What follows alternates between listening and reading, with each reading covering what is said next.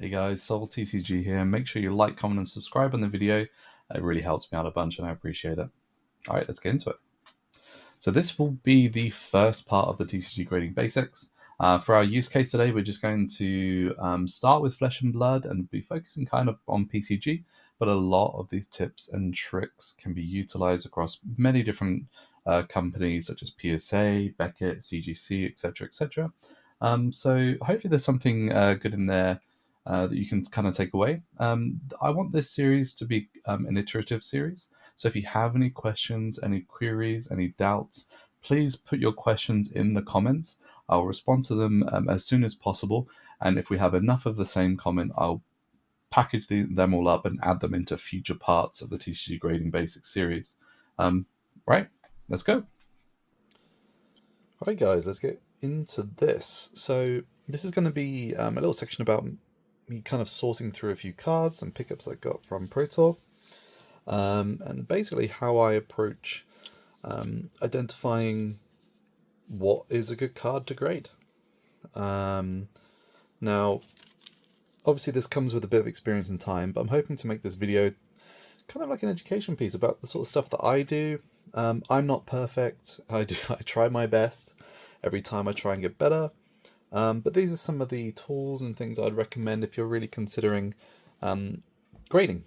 So no matter that, this is kind of agnostic to companies across the board. There are some which are more lenient than others, but fundamentally the same four things are considered when it comes to grading a card. So let me just grab a card here. So this is a PCG example of a graded card. Now, how grading works is generally you are critiqued on these four areas. So you have centering, which is the centering of the card front, and in some companies they consider the back as well. So it's how it is printed, and this is one of the most obvious things that you can potentially see with a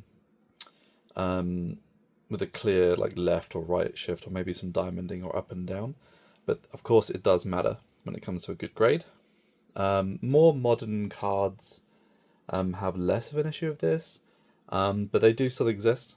For example, we still had centering issues from heavy hitters from a Belgian print perspective in the Marvels. Dynasty is known for it, but it is a critique and it is a criteria. Next we have corners. So essentially these are the blemishes that you see in the four corners. So you see a very tiny blemish there, for example. You have a very small one there. And corners are very commonly chipped or damaged when it comes to older cards in Flesh and Blood.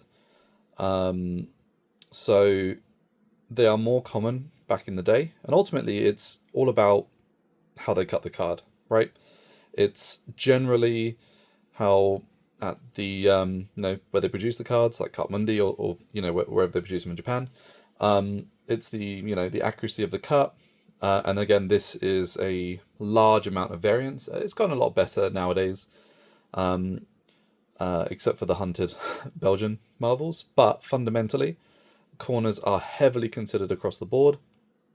They're considered a primary target or differential when it comes to 9s, 10s, even 8.5s, because there are four corners.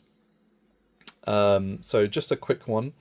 I'm going to be sort of doing this explanation based on my experience with PCG.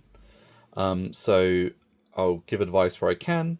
I'll show you my sort of strats and tips about like kind of what I'm kind of looking for, and hopefully you'll get better accuracy when it comes to your grades.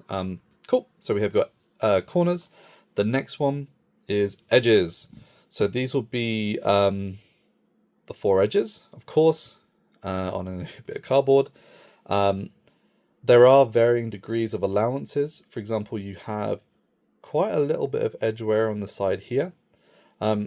It's often the case that, for example, if you're after a 9.5 or higher, you want kind of none of this, or maybe you can consider one or two infractions if everything else is perfect. And this is where the real hunt begins, because often people, love to play with these cards. These are iconic cards. Sometimes they had issues, people opening, cracking them, causing edge damage, maybe even playing them in, like, maybe they use perfect fit sleeves. I've known that perfect fit sleeves also do cause slight edge wear, or sort of like a clamping of the edges, because they're quite pinched and tight over time. So these cards are 5-6 years old, and if they're left in perfect fit sleeves, sometimes you can see some edge wear. But when you're doing these checks, you got to have a look. Now this one isn't too bad. Often you'll see dings and chips, but this is very very sort of micro wear. And this is in a really good sort of zoom camera. You can kind of see here as well. So that's the next thing to consider. So check front and back with every card, and hope you get a good one. And then lastly, we've got surface. Now, surface is one of the most objectively hard pieces of sort of one of the hardest checks you can do. What I would recommend is getting a very strong light source. Now, usually I use my phone, but I'm recording with this right now. But a torch is really recommended. And I also recommend getting a loupe, just to save you, some hassle in regards to checking out any micro scratches, or even checking for fakes. Really recommended. So we have a light here, and what I would do, it doesn't really come across too well on camera, but essentially what I will be doing is going across the card and checking for dents, and also roller lines and scratches and micro scratches. So I have this as an example. I don't think, oh, you can actually see it on this camera here, but I had a little look at this one specific earlier. This is like a good, but if you can see, there's actually really like vertical, see that line there to the left of where the light is? These are roller print lines. Now this happens when obviously when the card is created, they're printed in massive sheets, and essentially it's just gone over a roller, or maybe the roller isn't cleaned, or it's too much pressure on it, or it's going through a great speed and it causes print lines. Now this is more common nowadays on some of the double-sided treated cards, such as the Marvels. So it's really important. If you have any print lines, your surface is going to be an 8.5 at most. So it's really important to be aware of like those really strong lines that sort of go across the card on the back and front, because this will, even if everything else is a 10, say in your Marvel is like it's mint, but the surface is shot, it won't grade too well. Maybe my camera light might be able to. Oh, they're so small, which is why this is worth sending in, really. But you have to be really, really stringent on these kind of things, because a card like this, it costs £12, $15 to send to the grade. So you want to be sure every time you send one in. Sometimes it's more cost beneficial to buy 5 of these cards before you even send one in. But alpha res, still hard to come by, 1,500 or so of these.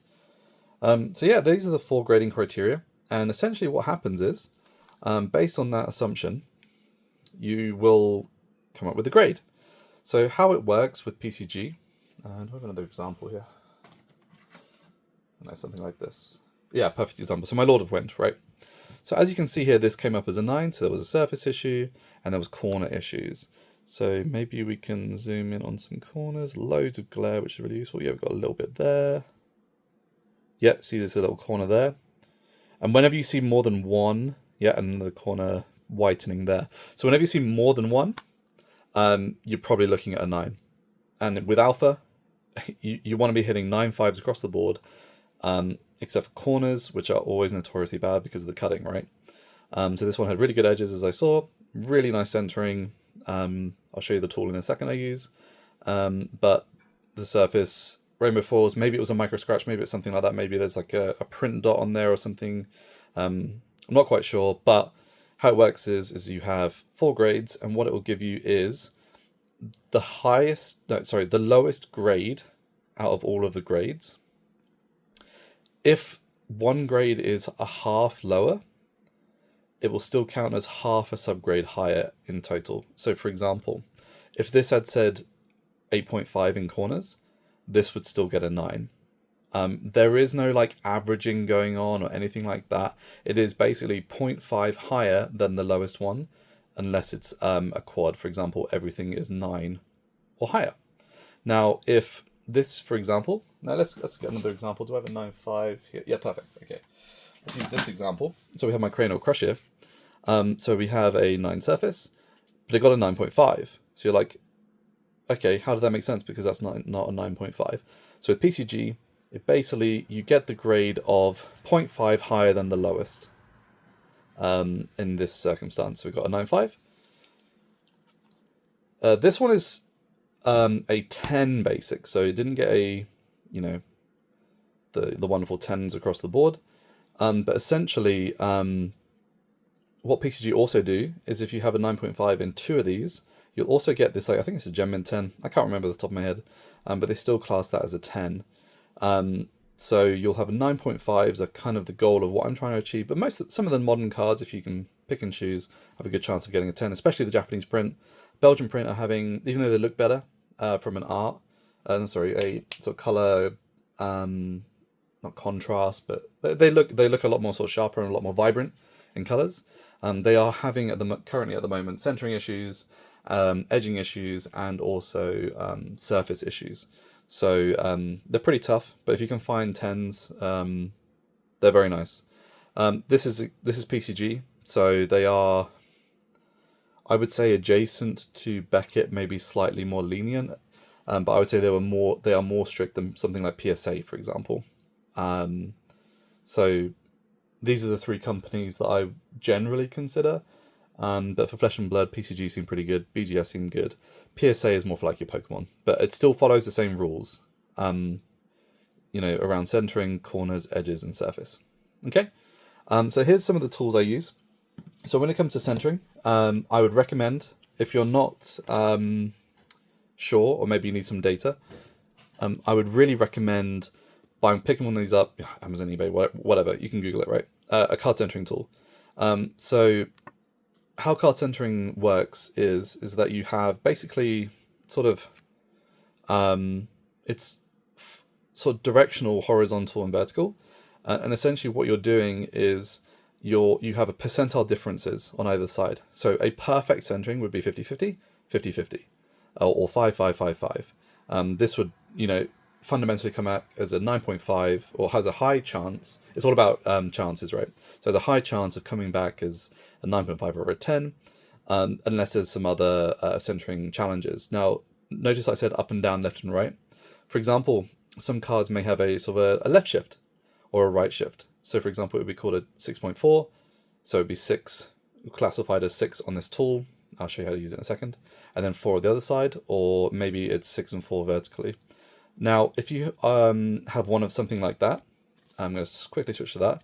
We have a rough guide about what kind of is likely to grade a 9 or higher. Now, this is for PSA, but it's just a good tool. And I'm pretty sure that you're trying to look for a 55-45 is kind of where you want to be at on one of them. If you have a 55-45 on both, then you're seriously hampering and you get into like some diamonding issues, and I would not recommend it. So if you've got a 50-50, for example, an 8A, or I think it's mostly fab cards are like around about here with the 5s and 6s. If you have a 5-4 and a 5-5, it's definitely worth it. Even if you're just slightly out percentile wise, it's worth a shot. So how do we do it? Ooh, drop the card. So let's get Barraging Beat down right here.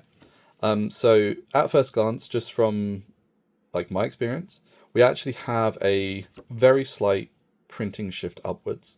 And I'm just going to show you that on this. So what you do is you get one of these tools. And essentially what you want to do is try and line up the top of the card and the bottom of the card. I like to do these sort of separately because it's quite tricky. And you basically look at the numbers. So we see the number 4. So I look where the line is printed on the card. So this is the gap in the black, right? So it's all the way from the end, and it's gone 1, 2, 3, 4. So it's on the dotted line. Down at the bottom, we line this up. We see where the print line is, and we're looking at the print line is around 4, but majoritively towards 5. So what does that give us? Just using a bit of math, we have a 5-4, which is that 56-44. So it's good enough as long as we can get the left and right. good. Because if it isn't, then it could be perfect in lots of different ways, but you're gonna have a bad time. So this side we have a 4, and this side we have a 4. Perfect. Okay, so this passes sort of a tooling check that I do. You kind of get good with it. Get good over time the more you see, so you can sort of glance. But this passes on centering. Now, remember I mentioned earlier, if I was going to send this to grade, it has to kind of be clean in lots of other areas. So we, of course, have corner issues when it comes to alpha. So we have one sort of major corner at the top. So this won't get a 9.5, okay? The other edges are okay. So you might be able to squeeze by, but as we know earlier, there's some edges here. So I guess when I make these batches, I have a look at each card. It doesn't take too long. Use some lights, look at surface, clean it up. For cleaning, I use just something like this, like a microfiber cloth. Make sure you wash your hands before, of course. You don't want to get any oils, but something like this, and essentially I will sort of clean it and sort of push from the middle out to sort of prepare it, to make sure it hasn't got any Cheetos on it or anything like that. Front and back. I'm actually going to send this one in, even though I know that this isn't going to score a 9.5. Getting rares at least a 9 quad plus, so I know that there's 2 infractions here. One, which is that slight corner. Maybe I'll get away with the edges here, but there's just some slight surface issues, some centering. Maybe that's not a good copy, but let's send it in. And what I do is, when every single card that I send in that are kind of like this, I write some notes, and then I see when it comes back, kind of how my notes align and how my accuracy aligns. Here's some examples that I have of previous grades that, of course, didn't come back correctly. So I like to keep these. And essentially what I do is I crack the slab. I'll do another video about how to crack slabs, actually. It's quite a common question I get. So essentially I have references. I put them in these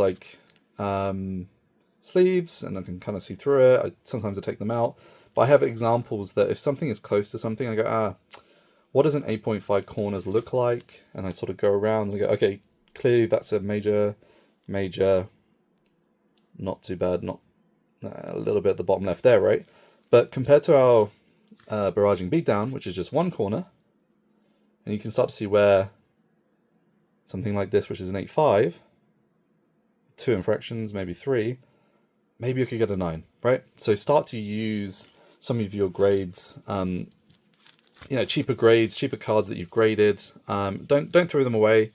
I'd really recommend building out a sort of a set of, at least for a set that maybe, if you're set collecting, I'd recommend maybe say 3 or 4 different variations about what you can check against, and it will save you money in the long run.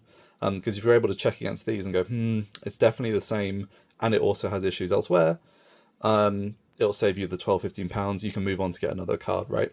Sometimes these cards are like $2, $3, or a few pounds, but if you're saving £12-15, you can pick up another 5 for the same cost of attempting, right? Plus the shipping. So really recommend something like this. So we have examples. We have sort of using microfiber cloths just for cleaning, and then it's just as simple as it's a graded card. All they ask for is a penny sleeve and a semi-rigid to put it in. That's it. Some companies actually do not like you to put the pull tabs on the penny sleeves. Now, I haven't had any issues so far with what I've currently done, but be careful if you're submitting to PSA, for example. I think they don't even like the tabs. So this is all you need to do. And what you want to do is you want to start building your pile up, because essentially you're going to be submitting it in the order that you submit with your relevant grading company. It will be submitted in that order. So this joins this pile here, and then I make sure I record everything and make sure it's in the correct order. Okay, so what I'm going to do now is I'll probably speed up some of the editing, some of the video, and I'll just go through some of the nicer hits that I have. This was all from Pro Tour. So we had some really nice alpha finds at Pro Tour. So shout out to Kiwi and to Transient to sort of help me out here. I was able to get a bunch of pink foils, Guardians, so we'll still be subbing those, even though we passed the Guardian wave. Let's just get them all in. A few ninjas, warrior cards. We've got an amazing pickup with the glint and the spinal. So these are two that I need at least for the master set. And I think this spinal, you know what? I think this spinal, hopefully, we make it on this one. I'm really scared to check the surface, but it has all the other goods with it. And even if it comes back as a 9++, goddamn, you know, this should be a good one. Rares are hard to find, and they've got a nice glint as well. This one is slightly, well, it's light played now, right? That's why I keep things on top loaders, right?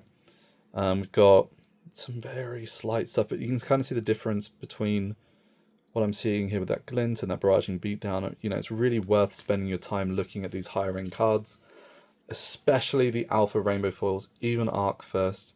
Corners are still an issue. If you go after Crucible of War, first edition, they are slightly better, but the centering is usually the challenge you'll have with those, and edges. Those are the two things I see with Crucible of War, so careful about that.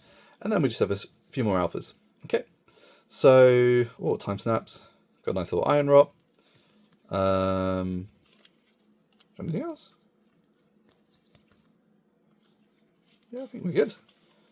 Oh yeah, here's the other pile. All the brutes. And a Showtime. Nice little round before Showtime. Nice to get decent copies of these. Super rares are notorious to have centering issues. Look at that. Maybe it's like a 5/4, 5/5, as I mentioned before. Hopefully. Right, so I'm going to prep this order together. If you have any additional questions when it comes to prepping for grading, it is that simple. But it's a lot of practice. I'll do another video soon on, slab breaking. I'll have another video coming up, which is going to be the results of all this. Probably coming out, I'll probably be sending this in May. So the results of this will probably come back in a few weeks. But I'll do a slab breaking one. I'll even show some examples about what to look out for model cards, especially Marvels, as it's the new hotness nowadays, what people are kind of looking for to grade. But after we've seen a lot of interest in these older sets now, after the high seas sort of paid homage to the first three through the treasure packs. So hopefully this is an insightful video. Again, any questions you have, leave them in the comments, and I'll answer them as best as I can. But yeah, very cheap tools. I really recommend a loop. Turn that light off. I'd recommend microfiber cloths, penny sleeves, semi-rigids, and if you're just learning or even need some help, I'd recommend this centering sheet. You can get it on eBay, and we lose an arrow, of course. That sort of, here it is. This little matrix. Really recommend it. Of course, this is like a guideline. You can't argue that this is going to be more accurate than the eyes of the graders, and ideally with experience they do a good job. But yeah, thanks guys, and see you in the next one.